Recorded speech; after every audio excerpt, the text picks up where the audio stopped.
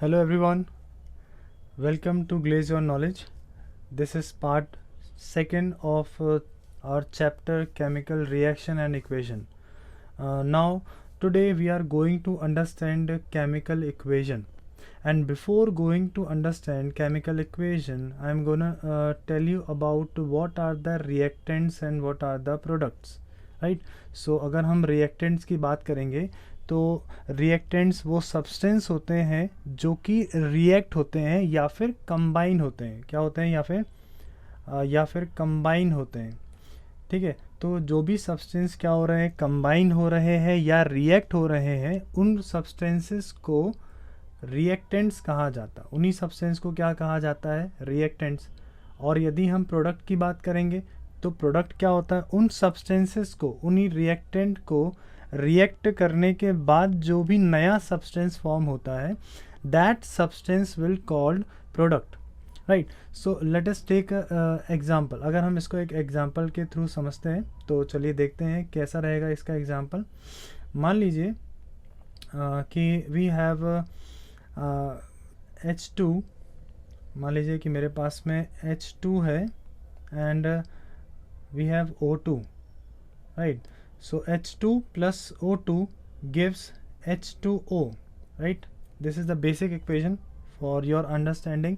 आपके समझने के लिए मैं सिर्फ थोड़ा सा एक डेमो दे रहा हूँ आपको कि H2 को रिएक्ट कराएंगे हम किसके साथ में, O2 के साथ में, तो क्या फॉर्म हो जाएगा, H2O फॉर्म होगा। यहाँ पर आप देख सकते हैं कि एक इस एरो के लेफ़्ट साइड पर जो भी सब्सटेंसेस रखे गए हैं वो रिएक्टेंट्स हैं, और एरो के राइट साइड में जो भी सब्सटेंसेस बन रहे हैं वो है प्रोडक्ट, राइट।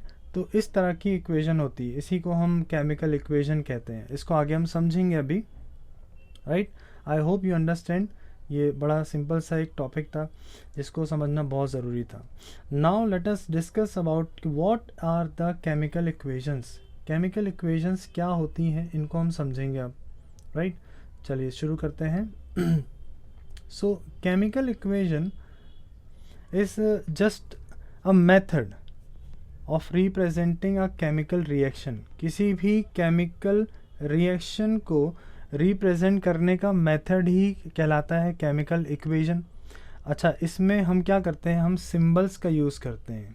क्या यूज़ करते हैं हम, symbols का यूज़ करेंगे और formulas का यूज़ करेंगे। chemical formulas जो होंगे उनका हम यूज़ करेंगे किसी भी केमिकल इक्वेशन को शो करने के लिए, रिप्रेजेंट करने के लिए। So it just a method, ये क्या है, एक मेथड है।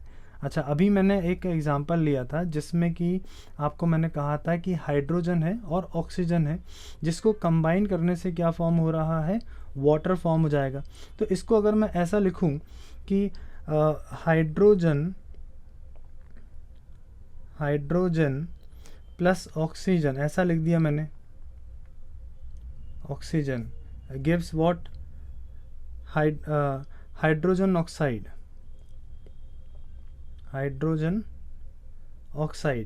ये लिख दिया मैंने, राइट। तो ये क्या हो गया, ये केमिकल इक्वेशन है।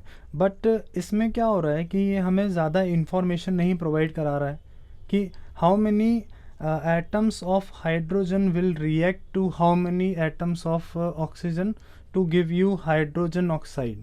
सो इसका एक और फॉर्मेट है कि हम क्या कर सकते हैं, इस वर्ड की जगह पर हम क्या कर सकते हैं, इनके सिंबल्स का यूज़ कर सकते हैं, ठीक है। चलिए देखते हैं इसको किस तरह से हम लिख सकते हैं। तो इसको हम लिख सकते हैं, इसका एक और फॉर्मेट होगा हमारे पास में कि अगर हम हाइड्रोजन की जगह पर क्या लिखेंगे, H2 लिखेंगे, और ऑक्सीजन की जगह पर O2 लिखेंगे। तो यहाँ पर क्या हो रहा है कि यहाँ पर हम क्या यूज़ कर रहे हैं, हम एलिमेंट्स के सिंबल का यूज़ कर रहे हैं, और यहाँ पर जो बन रहा है इसका प्रोडक्ट वो होगा H2O बनेगा। सीधी सी बात है, बहुत ही सिंपल तरीके से आपको समझा रहा हूँ मैं, बहुत ही ईजी है ये, ठीक है।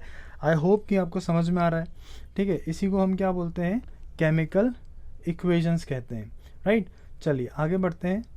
केमिकल इक्वेशंस के कुछ टाइप्स होते हैं। केमिकल इक्वेशंस बेसिकली दो टाइप के होते हैं।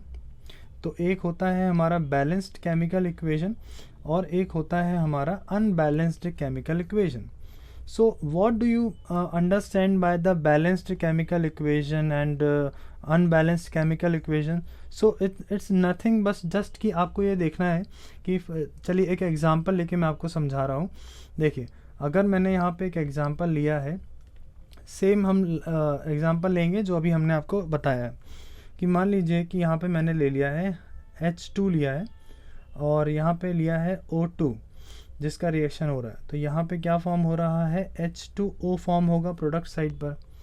सो बैलेंस और अनबैलेंस कोई भी केमिकल इक्वेशन यदि है तो आप कैसे उसको आइडेंटिफाई करेंगे?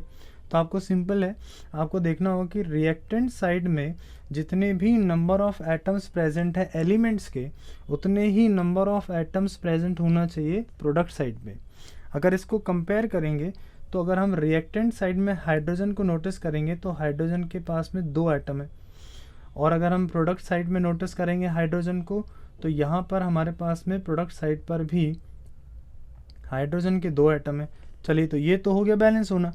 अगर हम ऑक्सीजन को देखेंगे तो ऑक्सीजन हमारे पास में कितने हैं, 2 हैं रिएक्टेंट साइड में, और प्रोडक्ट साइड में ऑक्सीजन एक ही है सिर्फ. तो इसका मतलब ये क्या हो गया, ये हो गया अनबैलेंस. ठीक है ना. तो अब हमें क्या करना होगा, इसको बैलेंस करना होगा. ठीक है, इसको बैलेंस करने का बहुत ही आसान सा एक तरीका है, उसको समझते हैं अपन कि आप अगर आपको देखना है कि किस तरफ आपको बैलेंसिंग करनी, तो हमने देखा कि सर यहाँ पे प्रोडक्ट साइड पे हमें क्या करना है, बैलेंस करना है ऑक्सीजन को. तो हम क्या करेंगे, सिंपली तौर पे यहाँ पे इस प्रोडक्ट के आगे 2 लिखेंगे. क्यों लिख रहे हैं 2? क्योंकि सर रिएक्टेंट साइड में ऑक्सीजन 2 है पर प्रोडक्ट साइड पे ऑक्सीजन एक ही है. अच्छा, अगर ऐसा होगा तो एक प्रॉब्लम आ रही है. क्या प्रॉब्लम आ रही है कि सर हाइड्रोजन को अगर नोटिस करेंगे तो हाइड्रोजन यहाँ पे हो गए हैं 4, पर रिएक्टेंट साइड में हाइड्रोजन अभी भी 2 ही है. तो आप क्या करिए, हाइड्रोजन को रिएक्टेंट साइड में 2 से मल्टीप्लाई कर दीजिए. तो इस तरह से आपकी जो इक्वेशन है वो हो जाएगी बैलेंस. आई होप कि आपको समझ में आ गया होगा. आई होप कि आपको बहुत अच्छी तरह से ये सारी बातें क्लियर हो गई होंगी. राइट, चलिए आगे बढ़ते हैं. नेक्स्ट यहाँ पे हमारे पास में नेक्स्ट है केमिकल रिएक्शंस एंड इक्वेशन में कि there are the types of chemical reactions. यहाँ पे हम बात करने वाले हैं कुछ हमारे पास में टाइप्स होते हैं केमिकल रिएक्शंस के. तो बेसिकली यहाँ पर हमारे पास में 5 टाइप्स है. We have 5 types of chemical reactions.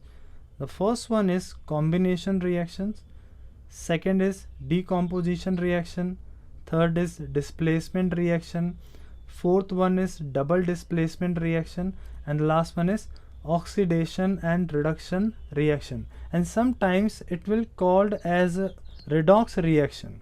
I hope कि आप सभी को ये सारी चीज़ें समझ में आ रही होंगी. राइट, चलिए तो अभी के लिए इस पार्ट में इतना ही है. अगर आपको वीडियो पसंद आया और आपको समझ में आया तो इसको लाइक, शेयर और चैनल को सब्सक्राइब ज़रूर करिएगा. Thank you so much.